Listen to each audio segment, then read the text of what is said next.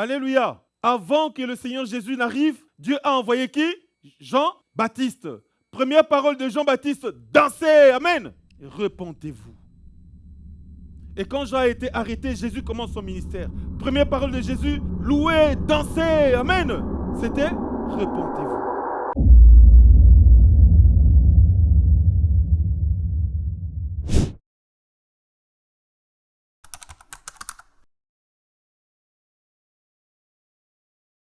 Et Jésus est monté, il dit à ses disciples, restez dans la chambre haute jusqu'à ce que le Saint-Esprit descende. Et quand le Saint-Esprit est descendu, les gens sont venus demander à Pierre, qu'est-ce qui se passe? Pierre a dit, dansez, amen.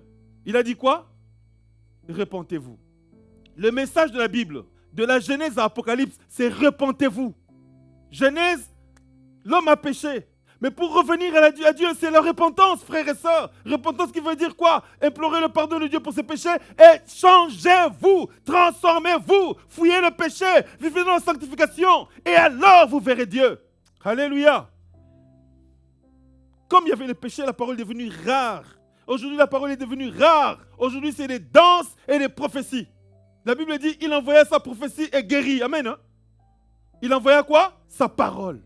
La foi vient de ce qu'on entend, ce qu'on entend vient de la prophétie. Amen. Hein? De la parole. Je veille sur la prophétie pour l'accomplir. Amen. Hein? Je veille sur ma parole pour l'accomplir. La parole.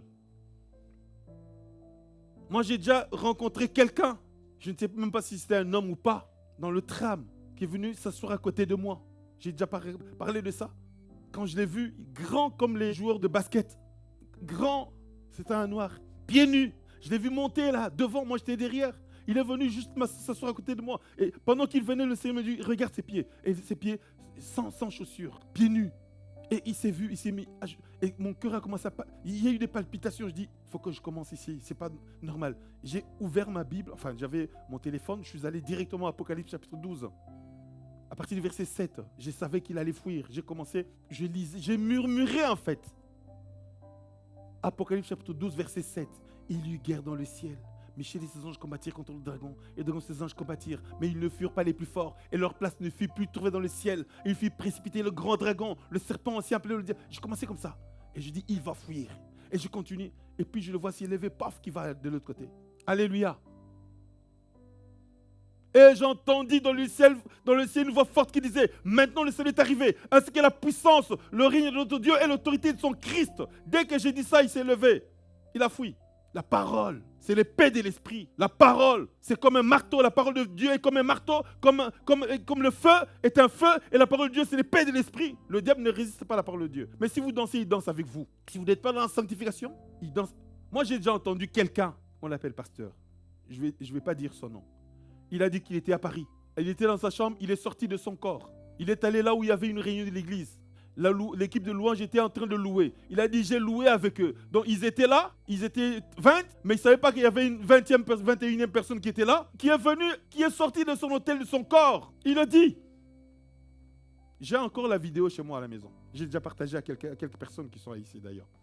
Il a dit de sa propre bouche. Il dit, j'ai loué avec eux. Donc notre équipe était là. Non, comment quelqu'un peut venir comme ça, rentrer dans l'église? Non. Si vous marchez dans la sanctification, il n'entrera même pas. Alléluia! La parole était rare. Quand tu vis dans le péché, eh ben, Dieu te dit, arrête. Tu n'entends plus, il ne te parle pas, il te laisse jusqu'à ce que tu vas te casser les dents. Et si tu ne reviens pas, tu peux mourir. Et si tu meurs, tu vas en enfer, parce que l'enfer existe. Alléluia! Et la parole était rare, alors qu'est-ce que Dieu a fait? Dieu les a abandonnés.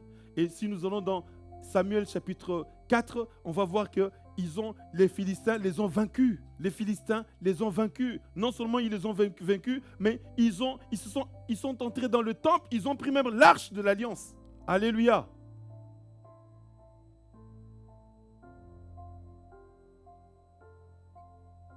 « 1 Samuel chapitre 4, vous allez lire, ils sont entrés et ils ont vaincu Israël. La parole de Samuel s'adressait à tout Israël. Israël est sorti à la rencontre des Philistins pour combattre. Et c'est ce que nous avons vu. Ils campèrent près d'Ebenezer et les Philistins campaient à Aphek. Les Philistins se rangèrent en bataille contre Israël et le combat s'engagea. Israël fut battu par les Philistins qui tuèrent sur le champ de bataille environ 4000 hommes. Le peuple rentra au camp et les anciens d'Israël dirent: pourquoi l'Éternel nous a-t-il laissé battre aujourd'hui par les Philistins?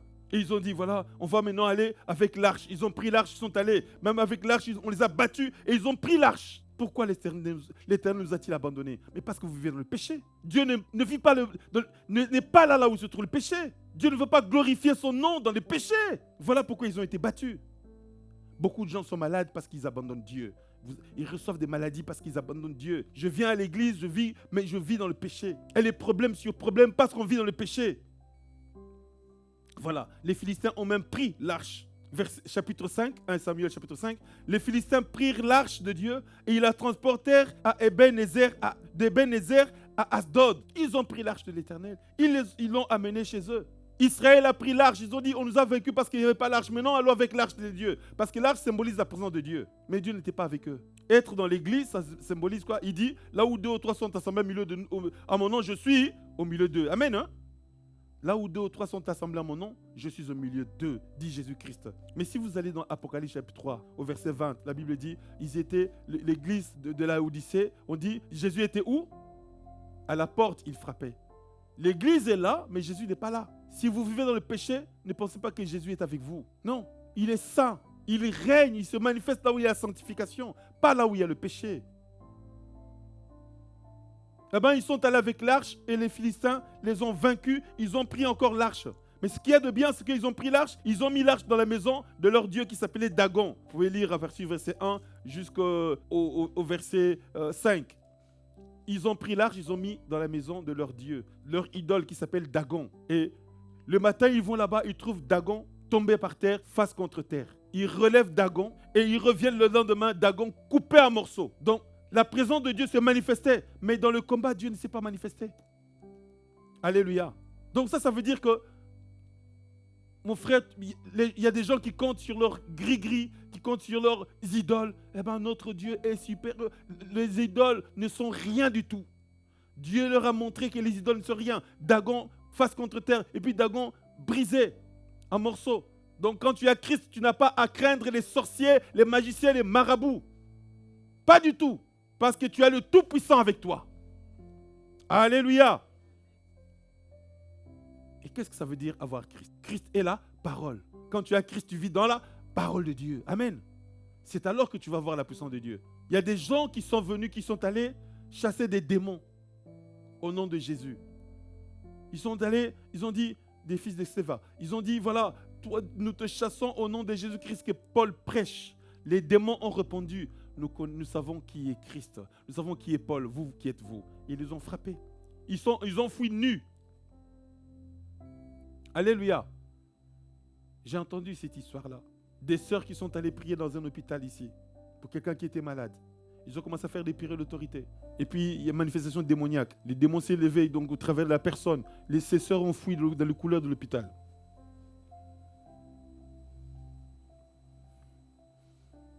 Alléluia. Donc, on voit les conséquences. Comme ils vivaient dans le péché, eh ben, les Philistins les ont vaincus. L'arche a été prise. Et qu'est-ce qui se passe? Les enfants de Élie sont morts. Les enfants d'Élie sont morts. Et quand on est venu dire, nous allons le lire dans 1 Samuel chapitre 4. Les Philistins livrèrent bataille et Israël fut battu. Chacun s'enfuit dans sa tente. La défaite fut très grande. Il tomba d'Israël 30 000 hommes de pied. Là, ils avaient l'arche. Et l'arche de Dieu fut prise. Et les 2 fils d'Élie, Ophni et Phiné, moururent. Verset 15. Or, Élie était âgé de 98 ans. Et il avait les yeux fixes et ne pouvait plus voir. L'homme dit... Donc un homme s'est enfui du champ de bataille et l'homme dit à Élie: j'arrive du champ de bataille et c'est du champ de bataille que je me suis enfui aujourd'hui. Élie dit: que s'est-il passé, mon fils?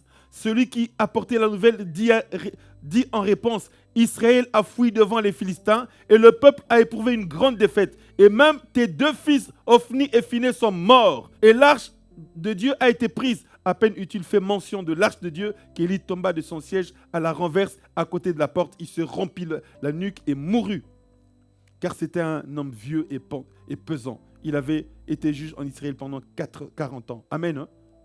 Vous voyez la conséquence. Donc, ces enfants-là d'Élie, qui mangeaient les offrandes de Dieu. Frère, prends l'argent de ton mari, de ton père, de ton frère, de ta soeur, même de ton pasteur s'il le faut. Mais l'argent de Dieu, il ne faut pas toucher. Il ne faut pas toucher. Si tu as pris l'argent de Dieu, remets. On ne joue pas avec l'argent de Dieu. Eux, ils prenaient.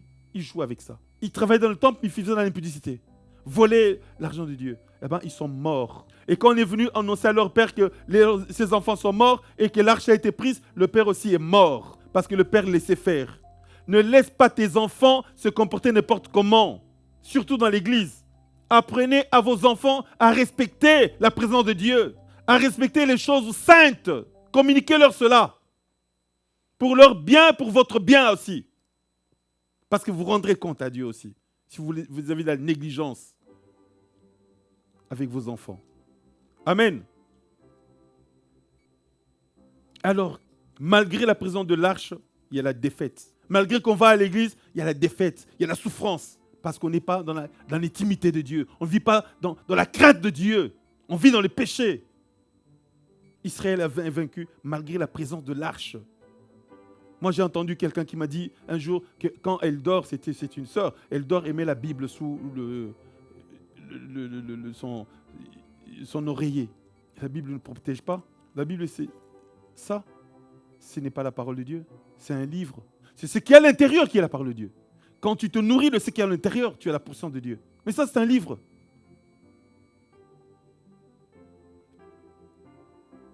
Il y a le témoignage d'un pasteur qui était fils d'imam. C'est moi, fils d'imam. Il le dit. Son grand-père était imam, lui-même imam, et son père imam lui-même aussi était formé. Il était servi dans un bateau. Et il y avait un frère, je crois que c'est américain ou bien anglais, qui lui prêchait la parole de Dieu. Il s'est fâché. Il a dit, mais comment je vais faire pour que cet homme ne m'embête plus avec son christianisme? Il a dit, je vais déchirer la Bible. Il a déchiré la Bible. Il s'attendait que lui se fâche. Il ne s'est même pas fâché. Il dit, c'est pas possible. J'ai déchiré leur livre sans, il n'est pas fâché. Il lui a expliqué ça. Mon Dieu n'est pas là-dedans. C'est la parole qui est là-dedans qui est Dieu.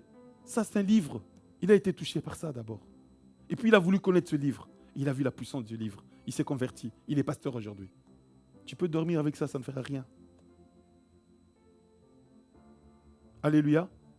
Mais nous devons respecter parce que ça contient la parole de Dieu. Il ne faut pas déchirer la Bible. Moi, ma Bible est vraiment envoyée parce que je l'utilise beaucoup. Voilà, j'ai écrit partout. Je vais de racheter une autre Bible. Plus propre. Et je suis en train de recopier tout ce qui est ici encore. Alléluia. C'est une Bible que j'utilise. Beaucoup. Aujourd'hui même, j'ai écrit Dagon brisé par l'arche. J'ai écrit aujourd'hui. J'écris partout. Et je me retrouve facilement dans ma Bible. Ça contient. Ça, c'est ce qu'on appelle le logos. Donc, les écrits comme les écrits humains, quoi. Hein? Donc, c'est ça. Mais ça devient réma, ça devient la vie quand toi, tu te nourris de ça. Quand ça pénètre en toi. Alléluia. Et quand tu le fais sortir, les démons tremblent. Alléluia.